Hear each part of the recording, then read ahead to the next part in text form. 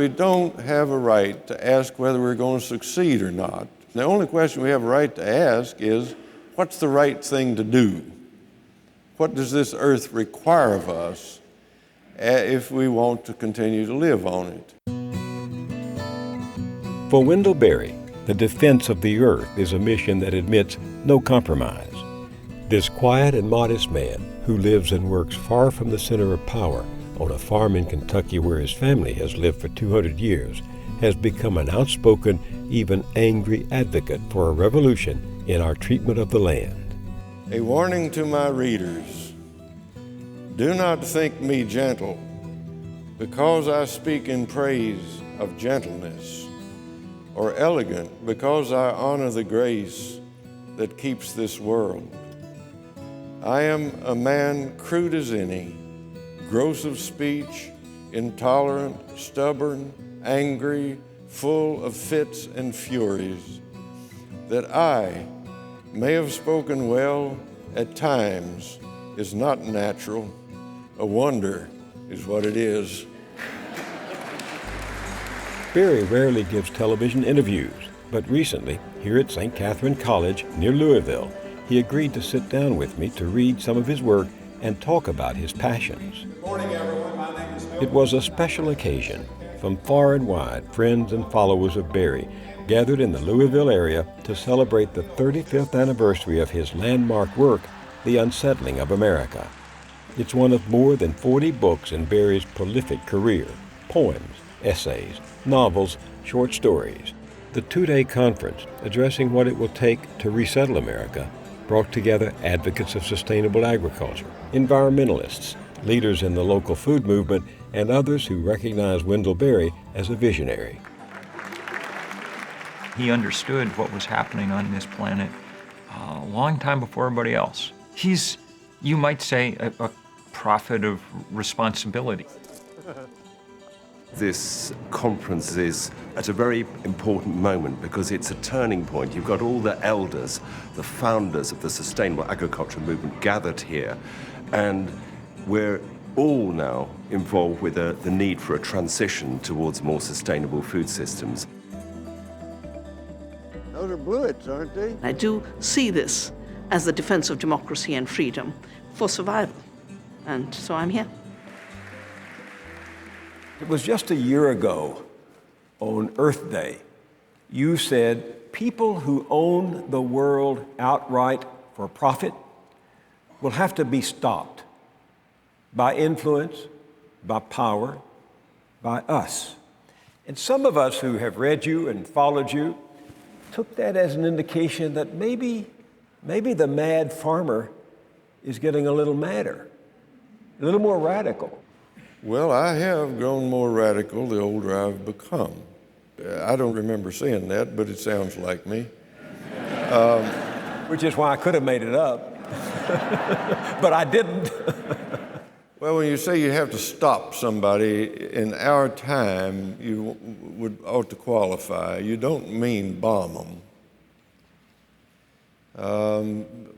And I didn't mean stop them by violence, but they do have to be stopped. The contrariness of the mad farmer. I am done with apologies. If contrariness is my inheritance and destiny, so be it. If it is my mission to go in at exits and come out at entrances, so be it. I have planted by the stars in defiance of the experts, and tilled somewhat by incantation and by singing, and reaped as I knew by luck and heaven's favor, in spite of the best advice. He is one of, if not the great writer at work in American letters right now. He's built this body of work that's coherent, cohesive, powerful, beautiful, quite amazing. And it also happens that it's about the most important subject that we have, whether or not we're going to be able to build the kind of communities that can successfully inhabit this earth or not. As he nears 80 years of age, Berry is going beyond words to civil disobedience. Keep up the good fight, y'all. In 2011, he joined a 4-day sit-in at the Kentucky governor's office to protest the mountaintop removal of coal. What prompted that, man your age? Well, good company.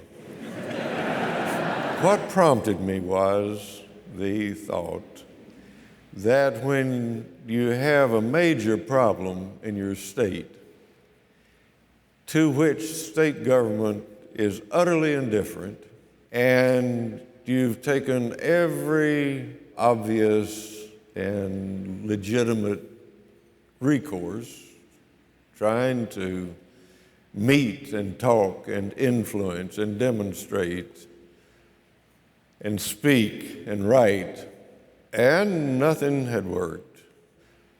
Why is that? Why do we concede to organizations like the coal companies such monolithic control over resources that should be the people's? Because in our society, people with money are bigger and more powerful and more noticeable and count more as citizens than people without much money.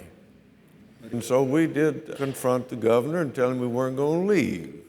We're here to make our grievances and our petition heard. And the governor then made a very, very clever move. He invited us to stay.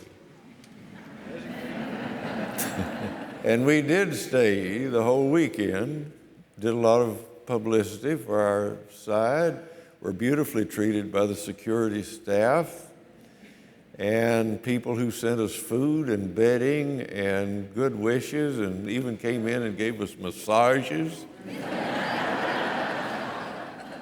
And it was altogether one of the loveliest weekends I've ever spent in my life. Are you going to do it again? I don't think that there's any plan afoot again, but I wouldn't mind it. Did you have a conversation with the governor about why you were there and what you hoped would happen? We tried to have a conversation with the governor, and we'd tried previously to have a conversation with the governor. But the state government of Kentucky is not set up for dialogue or discourse on difficult problems. The issue of clean water in eastern Kentucky has so far not been possible to raise in the halls of the government. What's happened to the water there? Well, it's been poisoned by the outflow from those strip mines. If you expose those streams to surface erosion and runoff, you let loose all kinds of poisons.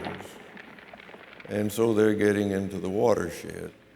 What do you think you accomplished? The streams are still flowing dirty in eastern. The streams are still flowing dirty, but a lot has been done in the last 50 years to stop that, and they're still flowing dirty.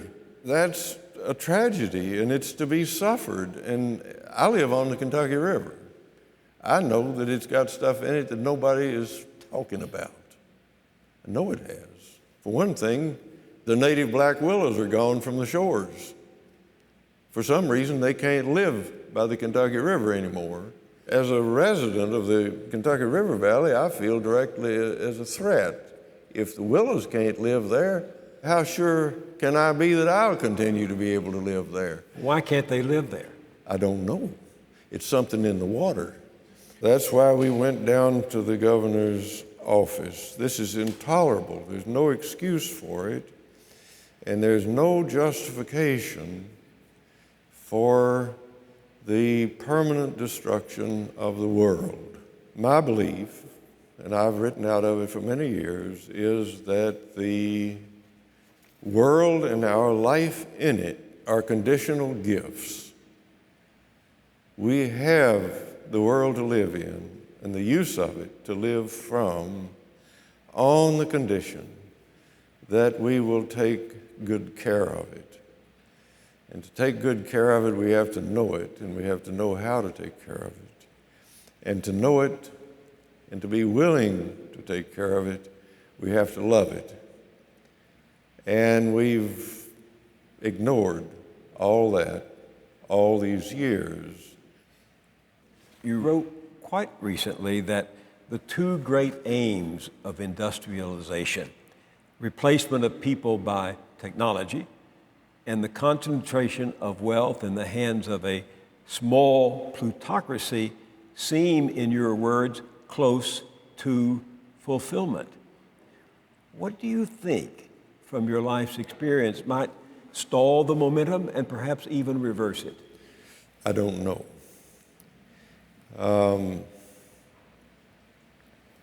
There are two or three things that we haven't been able to confront or even acknowledge politically. One is that the aim of the Industrial Revolution from year one has been to replace people with technology. So it's a little contemptible to hear these people express in surprise at this late date that we have an employment problem. I don't know that there's any politician of visibility who could say that. So it's important for people like me to say it who have no power. The other thing that we are having trouble confronting, and both sides are having trouble to confront it publicly and speak of it, is the disaster of being governed by the corporations, those fictitious persons. And,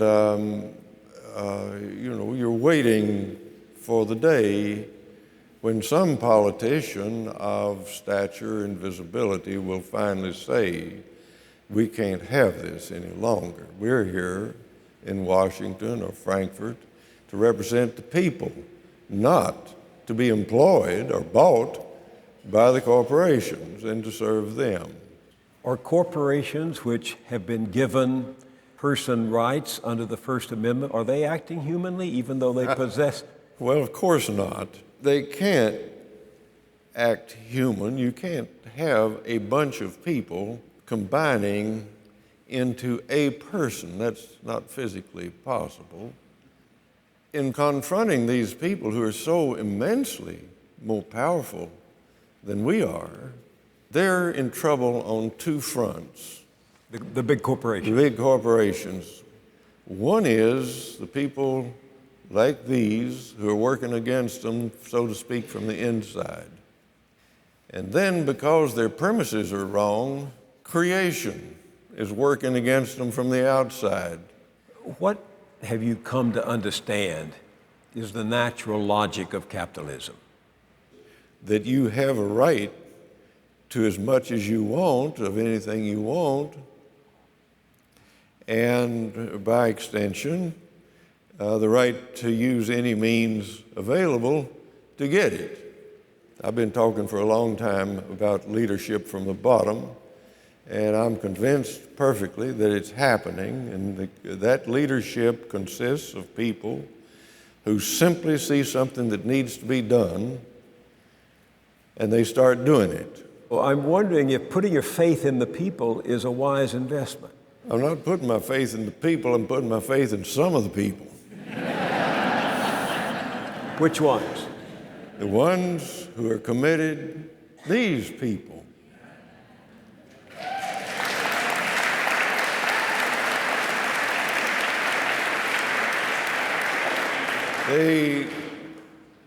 The country, and I think Vandana could tell you, the world is full of people now who are doing what I just said, seeing something that needs to be done and starting to do it without the government's permission or official advice or expert advice or applying for grants or anything else. They just start doing it.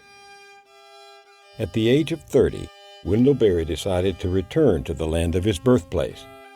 He left the writer's life in New York City to settle on the farm in Kentucky with his wife, Tanya.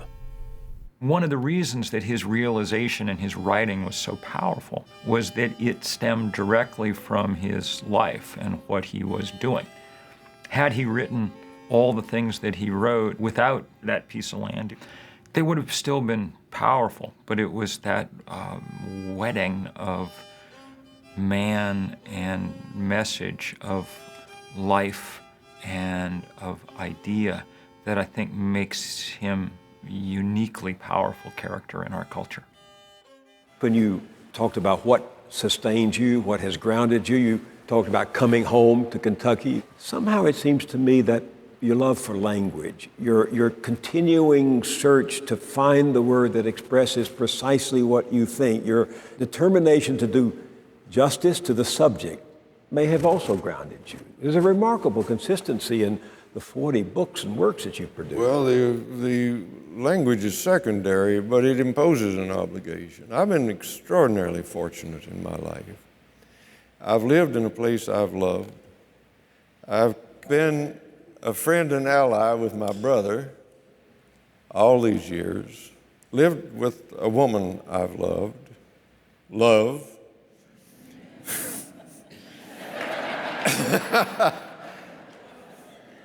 It's a sacrament, and it's probably some kind of a necessity to take responsibility, to love somebody, and marriage is a way of acknowledging and accepting the responsibility.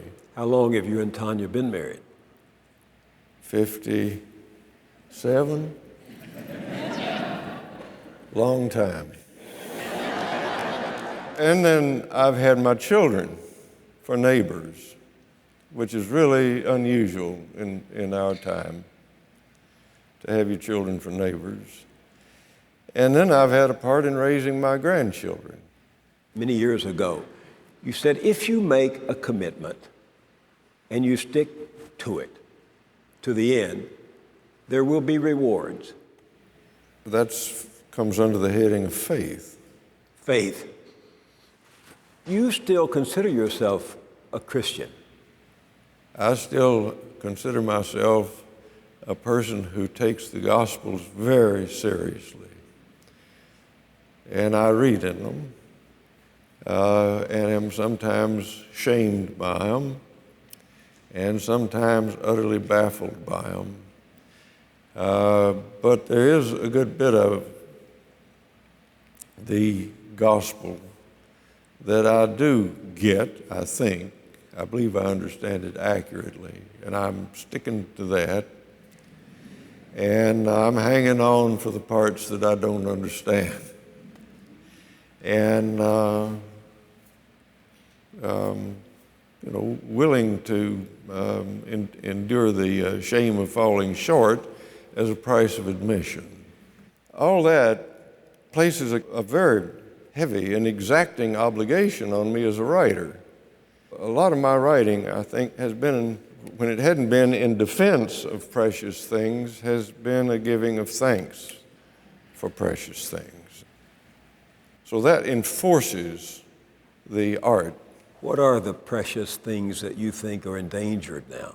It's mighty hard right now to think of anything that's precious that isn't endangered. But maybe that's an advantage. The poet William Butler Yeats said somewhere, "Things reveal themselves passing away."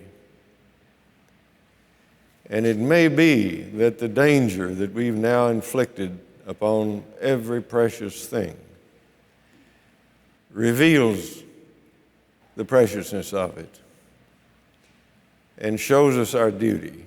Some of us, these people, and their friends and allies that now cover the world, these people are free to acknowledge the preciousness of the precious things. When did you know you were free? And I ask that because of the poem you wrote, The Peace of Wild Things. You're free when you realize that you're willing to go to the length that's necessary. Well, then read your own poem. This was a long time ago. The peace of wild things. when despair for the world grows in me, and I wake in the night at the least sound, in fear of what my life and my children's lives may be. I go and lie down where the wood drake rests in his beauty on the water, and the great heron feeds. I come into the peace of wild things, who do not tax their lives with forethought of grief. I come into the presence of still water, and I feel above me the day-blind stars waiting with their light. For a time, I rest in the grace of the world and am free. The grace of the world, take that a little further for me. What? Well, I meant it in the religious sense. The people of religious faith know that the world is maintained every day by the same force that created it. It's an article of my faith and belief that all creatures live by breathing God's breath and participating in His Spirit. And this means that the whole thing's holy, the whole shooting match. There are no sacred and unsacred places. There are only sacred and desecrated places.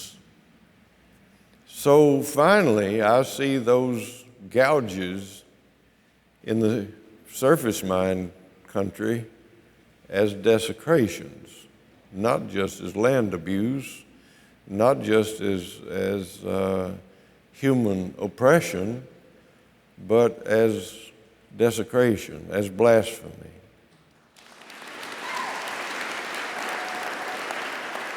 Let me read you this. No amount, this is you, no amount of fiddling with capitalism to regulate and humanize it can for long disguise its failure to conserve the wealth and health of nature.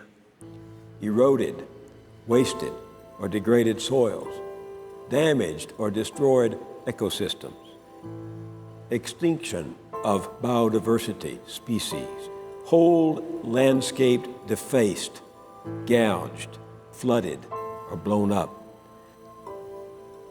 Thoughtless squandering of fossil fuels and fossil waters, of mineable minerals and ores, natural health and beauty replaced by a heartless and sickening ugliness. Perhaps its greatest success is an astounding increase in the destructiveness and therefore the profitability of war. That's as powerful an indictment of the consequences of runaway capitalism as I've ever read. And surely, if that's happening as we know it is, it takes more than reverence, and it takes more than words to try to reverse it. What do you say to those people who say, Wendell, please tell me what I can do? All right. Well, you've put me in the place I'm always winding up in, and that is to say, well, we've acknowledged that the problems are big. Now where's the big solution? When you ask the question, what is the big answer? Then you're implying that we can impose the answer. But that's the problem we're in to start with. We've tried to impose the answers. The answers will come not from walking up to your farm and saying, this is what I want, this is what I expect from you. You walk up and you say, what do you need? And you commit yourself to say, all right, I'm not going to do any extensive damage here until I know what it is that you're asking of me. And this can't be hurried. This is the dreadful situation that young people are in, and I think of them and I say, well, the situation you're in now is a situation that's going to call for a lot of patience And to be patient in an emergency is a terrible trial.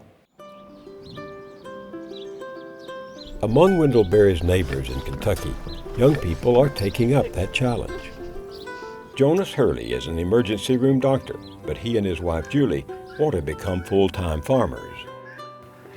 We looked for about 2 years for land. We lived in a neighboring town, downtown, and had just been dying to get some ground under our feet, and looked for a couple of years and found this little parcel of land a few years back.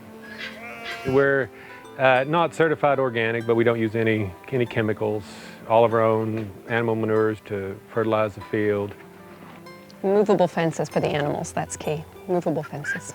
So we move our fences around a lot just so the animals have fresh pasture regularly, and then they leave behind what nurtures the field. Good, rich soil makes good, strong plants. Good, strong plants can fight many, many diseases on their own. There's netting on the bottom because they will burrow out. Come on out. We're fairly well self-sufficient feeding ourselves and our friends and family. We'd like for it to pay the bills so I can quit my day job and putter here, and we'd like for it to, help feed good food to our community. I say to the young people, don't get into this with the idea that you're going to solve all the problems, even in your lifetime. The important thing to do is to learn all you can about where you are. And if you're going to work there, it becomes even more important to learn everything you can about that place, to make common cause with that place. And then resigning yourself, becoming patient enough to work with it over a long time. And then what you do is increase the possibility that you'll make a good example. And what we're looking for in this is good examples. You and Wes Jackson have proposed, speaking of patience, and part of the answer, a 50-year farm bill.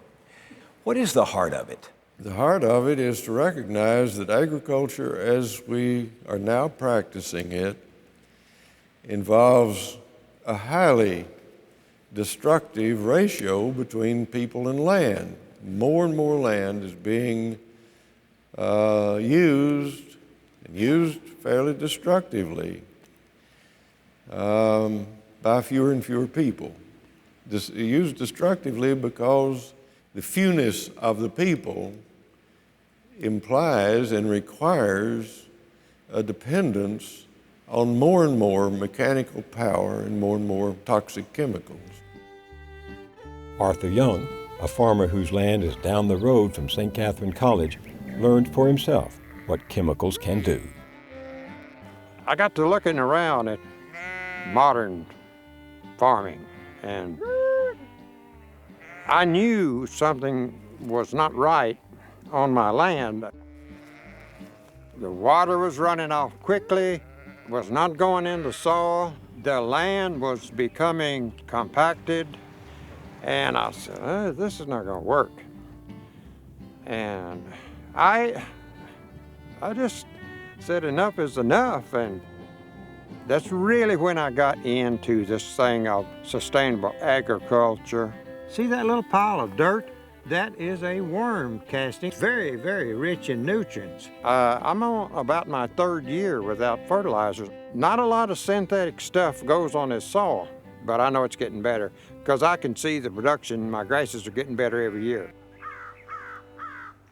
You also recommend taking animals out of their confinement and putting them back in... Putting them back on grass where they belong. Why?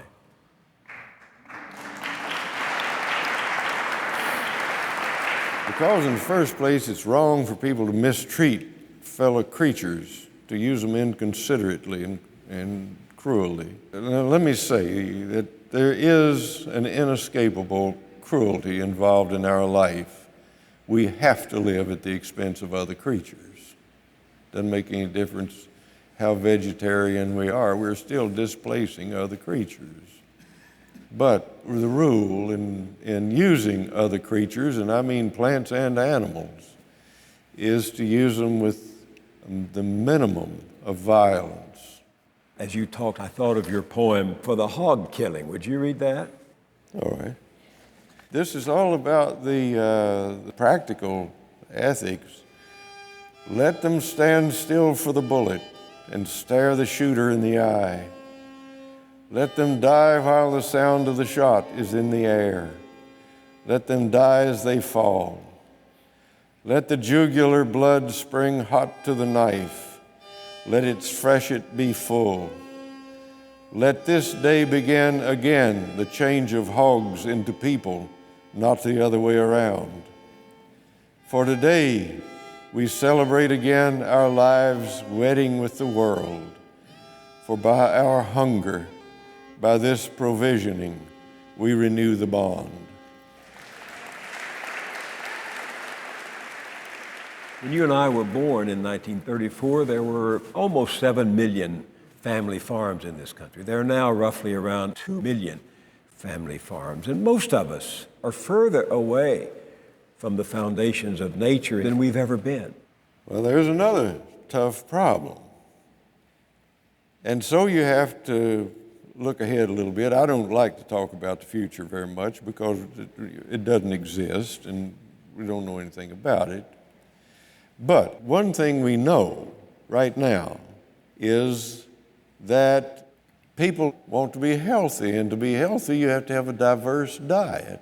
And diverse agriculture employs a lot more people than monoculture. So you imagine people moving out into the landscape because it'll pay them to do it. It'll be what we now vulgarly call job creation. But this will take a lot of patience. It'll take a long time. Do we have time given what agribusiness is doing? We don't have a right to ask that question. We have to ask what's the right thing to do and go ahead and do it and take no thought for the morrow. Resettling of America means? It means putting people on the land, enough people on the land, to take proper care of it and pay them decently for doing it. The fact that we in our families know the history of people having to leave the country because they couldn't make a living there is the history of rural America. But that they left because they couldn't make a living is an indictment of our land policies. The idea that you have to go somewhere else, that you have to leave a fertile country in order to make a living is preposterous. And it's a result of the wrong idea of what we mean by making a living in the first place. To make a living is not to make a killing, it's to have enough.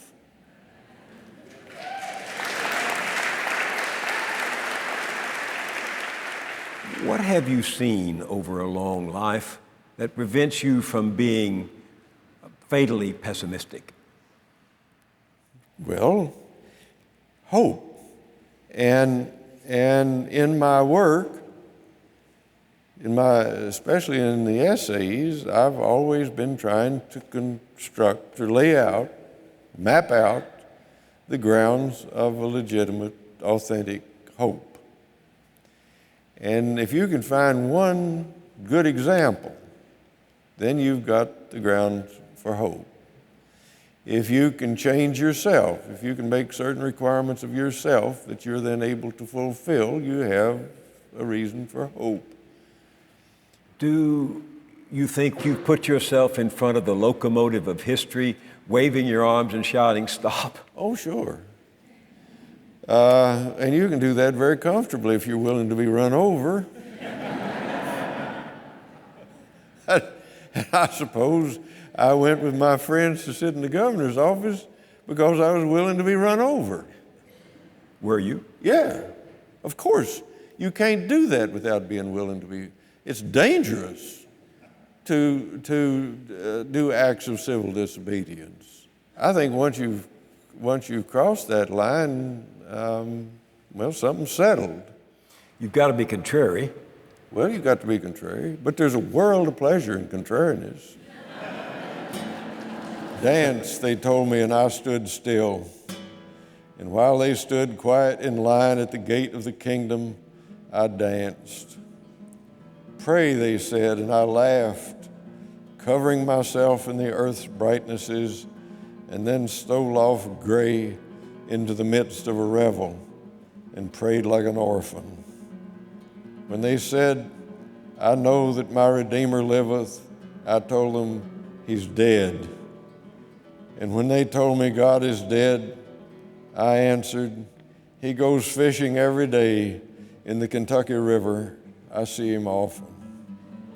Going against men, I have heard at times a deep harmony thrumming in the mixture. And when they ask me what, I say I don't know. It is not the only or the easiest way to come to the truth. It is one way.